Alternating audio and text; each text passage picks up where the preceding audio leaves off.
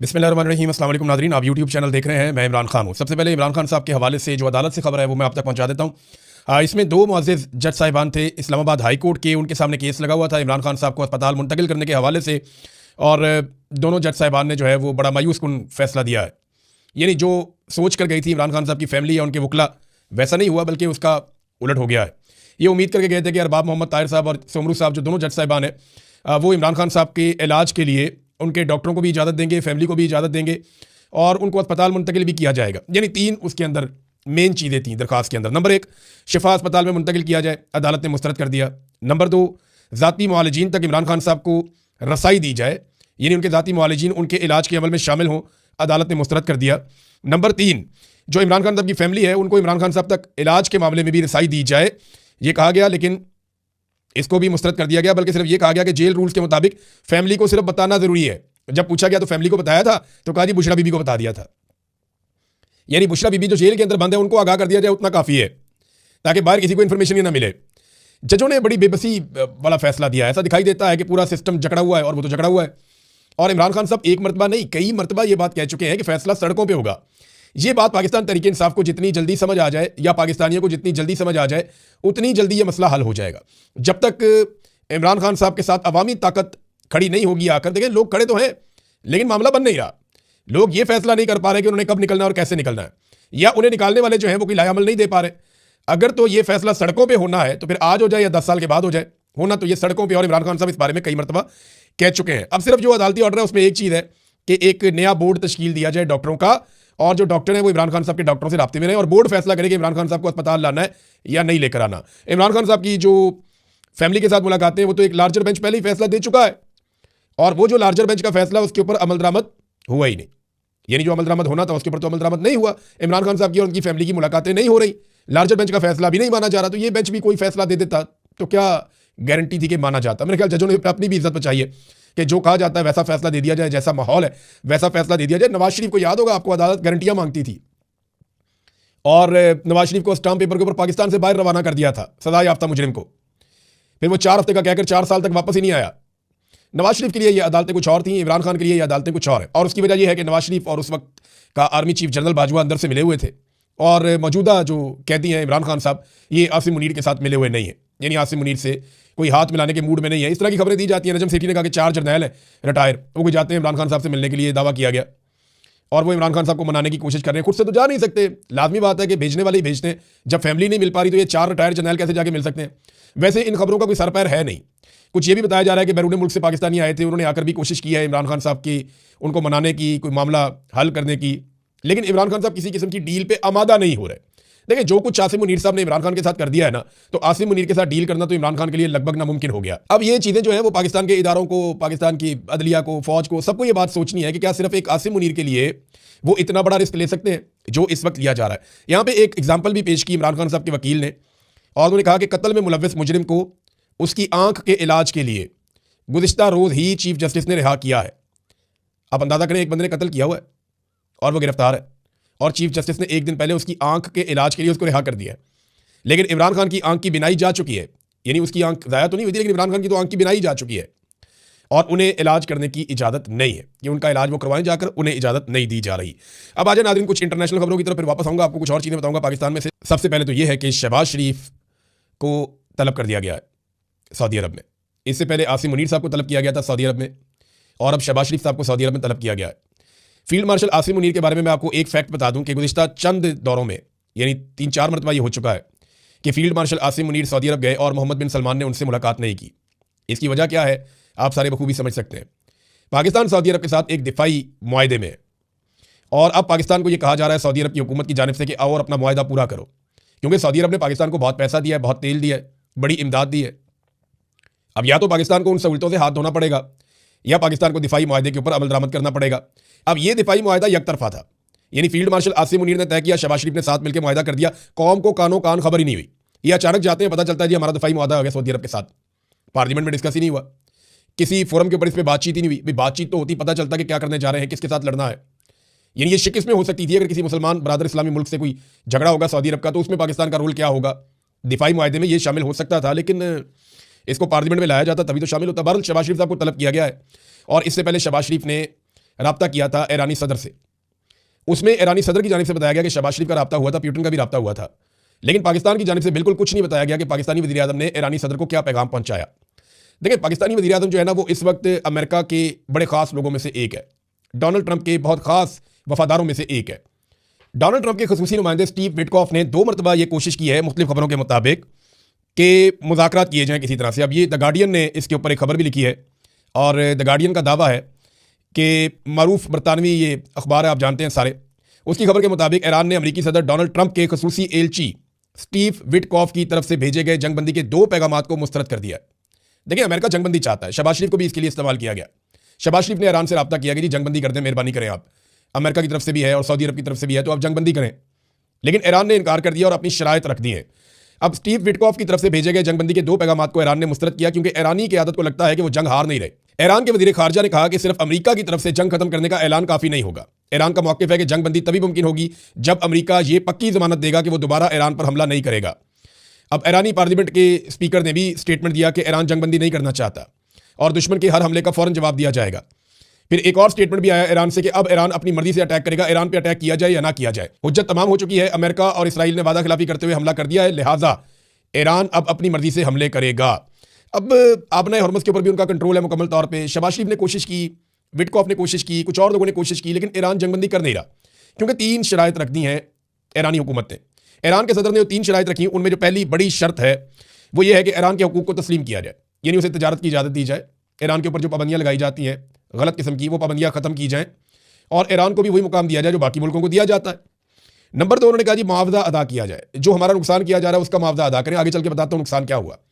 Number 3, वो ये कहते हैं कि हमें आलमी गारंटियाँ दी जाएँ कि आइंदा हमारे ऊपर किसी किस्म का कोई अटैक नहीं किया जाएगा। अब ये 3 चीज़ें बड़ी इंपॉर्टेंट हैं। तो शहबाज शरीफ साहब को सऊदी अरब ने बुलाया, 2 चीज़ें हो सकती हैं। एक तो ये है कि ईरान को लड़ाई से रोका जाए, हमलों से रोका जाए, और दूसरा सऊदी अरब ये डिमांड करेगा कि पाकिस्तान की फ़ौज अब आबना हरमुज़ को खुलवाए और पाकिस्तान की फ़ौज सऊदी अरब के जो टैंकर्स हैं उनको तहफ़्फ़ुज़ फराहम करे कि वो आबना हरमुज़ में से गुजरें। और ये भी मुतालबा हो सकता है कि सऊदी सरजमीन की हिफाजत के लिए पाकिस्तानी फ़ौज पहुंच जाए और वो ईरान के साथ एक लड़ाई में उतरे। अब क्या पाकिस्तान ईरान के साथ एक जंग में जाने वाला है? ये वो बड़ा सवाल है जो हर पाकिस्तानी जानना चाहता है। इसका जवाब, पाकिस्तानी ज़ाती तौर पर किसी जंग में जाने के लिए तैयार नहीं है। पाकिस्तान बिल्कुल नहीं चाहता कि पाकिस्तान ईरान के साथ किसी जंग के अंदर जाए। ये बात बिल्कुल ठीक है और मैं पूरे यकीन से कहता हूँ कि पाकिस्तान ईरान के साथ किसी जंग में जाना नहीं चाहता। पाकिस्तान यही चाहता है कि लड़ाई यही खत्म हो जाए और पाकिस्तान की इज्जत बच जाए। लेकिन अगर यह मामला लंबा होता है तो पाकिस्तान को सऊदी अरब की बात माननी पड़ेगी, ये भी एक मुसीबत है। और अगर सऊदी अरब की बात नहीं मानता तो वो फैसिलिटी जो सऊदी अरब ने पाकिस्तान को दी हुई है, पाकिस्तान को उससे हाथ धोने पड़ जाएंगे। पहले ही पाकिस्तान की हुकूमत ने एक बंगी मार दी है कि सऊदी अरब जब बहुत मुश्किल में है, बड़ी तकलीफ में है और उसने पाकिस्तान को पुकारा तो पाकिस्तानियों ने साथ ही $10 अरब मांग लिया कि जनाब $5 अरब तो आप हमारे कौमी खजाने के अंदर रख दें, वहाँ पर डिपॉजिट कर दें और $5 अरब का आप हमें तेल दे दें। अब पाकिस्तान ने जब इस किस्म की डिमांड की तो ये बड़ा अजीब लगता है कि जब कोई मुश्किल में हो तो आप उसकी मुश्किल से फ़ायदा उठाएं। और ये देखें, सऊदी अरब के पाकिस्तान के ताल्लुकात किसी और नौइयत के हैं। रियासतें अपने मफादात देखती हैं, ये बात ठीक है, लेकिन सऊदीज़ इस बात को भूलेंगे नहीं, वो इसको याद रखेंगे। ये बात हम सबको अपने जहन में रखनी चाहिए। नाज़रीन, अक़वाम मुत्तहिदा में जो करारदाद पेश की गई उसमें यह तो कहा गया कि ईरान ने खलीजी ममालिक के मुख्तलिफ एरियाज़ पर अटैक किया, अमेरिकन अड्डों पर और बाकी जगहों पर, तो इसकी हम मजम्मत करते हैं। लेकिन वहाँ ऐसी कोई करारदाद पेश नहीं की गई जिसमें सुप्रीम लीडर का कत्ल पर बात हो, या जिसमें अमेरिका और इसराइल के हमले की मजम्मत हो, या जिसमें 170 बच्चों की शहादत की मजम्मत की गई हो, या जो हज़ारों ज़ख्मी हो रहे हैं ईरान के अंदर उसकी मजम्मत की गई हो। 1500 के करीब जो है वो शहादतें हो चुकी हैं, उसके ऊपर कोई मजम्मत नहीं आई। 1100 से ज़ायद बच्चे ज़ख्मी और शहीद हुए हैं ईरान के अंदर, तो इनके ऊपर कोई मजम्मत नहीं आई। और 10 दिन में सिर्फ तेहरान के मेयर ने यह बताया कि 10 दिन में 9000 मकामात को निशाना बनाया गया। इतनी बमबारी ईरान के अंदर हुई है, इस पर कोई करारदाद पेश नहीं की गई। तो जब ये चीज़ें नहीं की जा रही तो ये दोगलापन नजर आता है। यानी एक तरफा तो आप नहीं चल सकते ना, आपको तो सारी चीज़ें देखनी होती हैं। आबना हरमुज़ पे ईरान ने कंट्रोल किया हुआ है, वहाँ पे अभी तक की इतला के मुताबिक 13 जहाज़ों को आग लग चुकी है। 13 ऐसे जहाज़ जिन्होंने यहाँ से गुजरने की कोशिश की वो निशाना बनाए जा चुके हैं। नाज़रीन, मगरबी ममालिक इस मरतबा अमेरिका का वैसे साथ नहीं दे रहे। देखिए, जो ये सोच है ना अरब ममालिक में कि अगर हम लड़ाई के अंदर उतरे तो अमेरिका और इसराइल पीछे हट जाएंगे और उसके बाद हमें ईरान के साथ एक लंबी लड़ाई के लिए छोड़ देंगे और फिर हम हथियार ही खरीदते रहेंगे। वो महंगे हथियार हमें बेचे जाएंगे, कभी हमें हथियार बेचेगा अमेरिका, कभी बेचेगा कोई और मुल्क, कभी कोई मगरबी मुल्क, तो ये तो पैसा बनाएंगे हमसे और हम एक ऐसी लड़ाई में चले जाएंगे जो हमें तबाह करेगी। देखिए ना, ईरान और इसराइल ये 2 मुल्क हैं इस रीजन में जिन्होंने अपने आप को ऐसे तैयार किया है कि किसी भी जंग की सूरत में अपने आप को बचा सके। इन्होंने जो तरक्की की है वो दिफाई नुक्ता नज़र से की है। ईरान ने और इसराइल ने वो बंकर्स उन्होंने बनाए, इन्होंने ज़ेर ज़मीन सुरंगें बनाई हैं, उन्होंने अपने हथियार बनाए, इन्होंने अपने मिसाइल बनाए, उन्होंने अपने आप को ट्रेंड और अपने आप को डेवलप ऐसे किया है। ये जो खलीजी ममालिक है ना, इन्होंने दिफाई नुक्ता नज़र से अपने आप को डेवलप ही नहीं किया। इन्होंने अंधाधुंध तामीरात की हैं, बड़ी शानदार बिल्डिंग बनाई हैं, बड़ी ज़बरदस्त सड़कें बनाई हैं, बड़ा शानदार किस्म का सिस्टम डेवलप किया है, जदीद तरीन, लेकिन दिफाई नुक्ता नज़र से नहीं किया। तो ये बहुत वुल्नरेबल है। मिसाल के तौर पर दो लोगों की लड़ाई हो जाए, एक का घर ईंटों से बना हुआ और दूसरे का शीशे से बना हुआ है, और दोनों के हाथों में मारने के लिए पत्थर हो, तो नुकसान जो है वो शीशे का, कीमती घर जिसका होगा उसका होगा।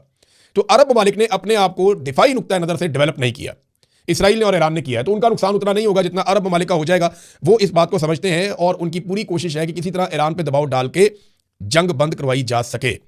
अब ओमान का स्टेटमेंट आया नाज़रीन, क्योंकि ओमान में एक बहुत बड़े ऑयल स्टोरेज के ऊपर अटैक हुआ था सलाला में, और बहुत आग वहाँ भड़की हुई है, और इस वक्त बहुत इंपॉर्टेंट था क्योंकि ईरान ने यह कहा कि ओमान के अंदर जो अटैक हुआ वो हमने नहीं किया। अब ओमान के स्टेटमेंट का इंतजार किया जा रहा था। ओमानी वज़ीर ख़ारजा ने जो बयान दिया है वो बड़ा शानदार।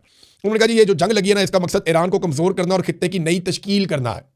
यानी वो जो कहते हैं कि एक्सपेंशन करना चाह रहा है इसराइल, ग्रेटर इसराइल के मामला हैं वो उस तरफ इशारा कर रहे हैं कि जनाब ये तो खित्ते की नई तश्कील करने जा रहे हैं और ईरान को कमज़ोर करना चाहते हैं। फ़लस्तीनी रियासत के क़याम को रोकना इस हमले का मकसद है, ये भी उन्होंने कहा।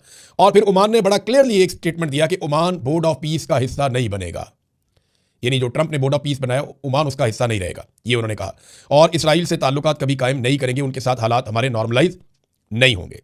अब ये जो स्टेटमेंट है ये बड़ा क्लियर है ओमान की जानिब से, और ऐसा लगता है कि अरबों को ईरानियों से लड़ाने की जो कोशिश है वो उतनी कामयाब नहीं हुई अमेरिका की जानिब से जितने दावे शुरू में किए जा रहे थे या जिस किस्म की उम्मीद लगाई जा रही थी। नाज़रीन, खलीजी ममालिक में जो आलमी मालियाती इदारे हैं वो शदीद खतरे में पड़ गए हैं। बहुत सारे लोग अपना पैसा निकाल के खलीजी ममालिक से जाना चाहते हैं, और कई लोग कह रहे हैं जी वो वापस नहीं आएंगे, ये ममालिक महफूज नहीं है। और अरब ममालिक जो है वो ये सोच रहे हैं कि हमने तो अमेरिका पे इन्हिसार किया था, अरबों डॉलर खर्च किए थे कि ये हमारी हिफाजत करेंगे, और जब वक्त आया तो ये निकल गए हमें अकेला छोड़ के, और इन्होंने हमसे ज़्यादा इसराइल की हिफाजत के लिए कोशिश की, बल्कि हमारे हथियार यहाँ से उठाकर इसराइल ले गए उनको बचाने के लिए, और अभी जनूबी कोरिया से भी हथियार उठाकर ला रहे हैं कि किसी तरह भी इसराइल की मदद की जाए। अब खलीज के अंदर जो मालियाती इदारे हैं वो अपने दफातर बंद कर रहे हैं, क्योंकि ईरान के अंदर मालियाती इदारों पर अटैक किया गया, उनके बैंक पर अटैक किया गया, तो ईरान की फ़ौज ने फिर ऐलान किया कि हम भी इसी तरह के हमले कर सकते हैं अमेरिका और इसराइल के जो आलमी मालियाती इदारे या उनके शेयर जिनमें मौजूद हैं उनके ऊपर। तो फिर खलीजी ममालिक में बहुत तेज़ी से आलमी मालियाती इदारे अपने दफातर बंद कर रहे हैं, और इसका भी नुकसान होगा। नाज़रीन, मैंने आपको बताया था कि मगरबी ममालिक उस तरह से खड़े नहीं हुए अमेरिका के साथ जैसे पहले खड़े होते थे, यानी जर्मनी अभी तक इस जंग का हिस्सा नहीं बना। यहाँ बरतानिया के अंदर जो पार्लियामेंट में बातचीत हुई, बड़ी शदीद तनकीद हुई हुकूमत के ऊपर, वो इस जंग का प्रॉपर हिस्सा नहीं बना। इसी तरह से फ्रांस ने मुखालफत की है, स्पेन ने मुखालफत की है, स्कैंडिनेवियन कंट्रीज़ ने मुखालफत की है, और अब कनाडा के वज़ीर आज़म ने भी ये स्टेटमेंट दे दिया है कि ईरान जंग में हम कभी हिस्सा नहीं लेंगे, बड़ा कैटेगोरिकली उन्होंने कह दिया। तो डोनाल्ड ट्रंप पहली मरतबा अपने रवायती और पुराने इत्तेहादियों से काफ़ी दूर दिखाई दे रहे हैं, और अमेरिका के लिए ये बड़ी अलार्मिंग सिचुएशन है। नाज़रीन, पाकिस्तान के अंदर से 2-3 खबरें मैं जल्दी से आपके सामने रख देता हूँ। नंबर 1 तो ये है कि बार्सिलोना स्पेन के अंदर एक पाकिस्तानी रहते थे, ये सोराब बाइक्स वाले हैं गालिबन, ये नुमान कैसर साहब, ये इनको स्पेन से वापस पाकिस्तान आए थे अपने मुकदमात का सामना करने के लिए, और रेड वारंट की वजह से आए थे, क्योंकि रेड वारंट हो गए थे और इंटरपोल के मामला थे, तो ये वापस पाकिस्तान आए, इन्होंने अदालतों के सामने सरेंडर किया, और उसके बाद जेल से निकलते हुए इन्हें वहाँ से अगवा कर लिया गया और इनको उठा कर ले गई पुलिस, और फिर जैसे सीसीबी करती है इन्हें भी जाली पुलिस मुकाबले के अंदर पार कर दिया गया, इन्हें मार दिया गया। जब इन्हें पकड़ा गया था तब ये आवाज़ उठाई गई थी कि इन्हें मार ना दिया जाए, बड़ी अपीलें की गई, सबने ये बताया, लेकिन फिर मार दिया गया। अब मामला ये है कि कोई मुजरिम है, मुलजिम है, कातिल है, कुछ भी है, आपने अदालत के जरिए सजा देनी होती है। अदालत अगर जमानत दे रही है तो आप उसको बाहर निकाल के कत्ल कर सकते हैं, यह है बड़ा सवाल। और देखिए, इंटरपोल आप पे भरोसा कैसे करेगा? अब अगर आप इंटरपोल को कहेंगे रेड वारंट के जरिए किसी पाकिस्तानी को हवाले करें, तो वो पाकिस्तानी ये मिसालें पेश नहीं करेगा, जनाब ये बंदा भी गया था, ये बंदा भी गया था, ये बंदा भी गया था, उन्होंने वहाँ कत्ल कर दिया, लिहाजा आप मुझे वापस ना भेजें, वहाँ पे तो उनको असाइलम मिलना शुरू हो जाएंगे। तो ये बड़ी अजीबोगरीब हरकत शुरू कर दी है पंजाब हुकूमत ने, और इसका नुकसान पाकिस्तान को होगा। नाज़रीन, लाहौर में एक और 2.5 साल का बच्चा गटर में गिर गया। अब टिकटॉकर किधर है बताए ना, वो तो बड़ी लंबी प्रेस कॉन्फ्रेंस, जनाब एयरपोर्ट के ऊपर मीटिंग, तो ब्यूरोक्रेसी की बेइज्जती, तो जनाब आ जाओ जी, सारा मीडिया इसको चला रहा था, ज़मीन आसमान के कलाबे मिलाए जा रहे थे कि दुनिया की सबसे अच्छी एडमिनिस्ट्रेटर। वो एक और बच्चा लाहौर में गटर में गिर के जाम बहक हो गया, 2.5 साल का बच्चा था। अब किधर है? बोले ना, बात करें, सामने आए। नहीं, इनको सिर्फ सस्ता सौदा और चूरन बेचना होता है कौम के सामने, इन्हें अवाम से कोई लगाव नहीं है। गल्फ स्ट्रीम का जो इन्होंने जहाज लिया 11 अरब रुपए का महंगा तरीन अयाशी वाला जहाज, वो जहाज यूरोप में फिर रहा है, कभी वियना जाता है, कभी किसी और मुल्क में जाता है, कभी किसी और मुल्क में जाता है, वो अलग अलग डेस्टिनेशन पे जा रहा है। पंजाब हुकूमत से पूछो, वो कहते हैं मरियम नवाज तो लाहौर में। अब मरियम नवाज लाहौर में है तो जहाज के झूले कौन ले रहा है? जहाज लेकर कौन निकल गया यूरोप? को फैमिली मेंबर है, कोई जानने वाला है, कोई वाकफ है, कोई सियासतदान है, कोई फौजी है, कोई ब्यूरोक्रेट है, कौन निकल गया जहाज लेकर यूरोप के टूर पे, और वो वहां पे मुख्तलिफ मुल्कों में जहाज लेकर फिर रहा है? कौन इतना अयाश और कौन इतना बड़ा आदमी है जिसके लिए कौम के पैसों से खरीदा हुआ 11 अरब का जहाज, महंगा जहाज जिसके अंदर गोरे पायलट्स हैं, वो लेकर उसको लगा फिरता यूरोप के अंदर, और कोई जवाब नहीं अब तक। इतने अपना ख्याल रखिए, अपने चैनल का भी अल्लाह हाफ़िज़।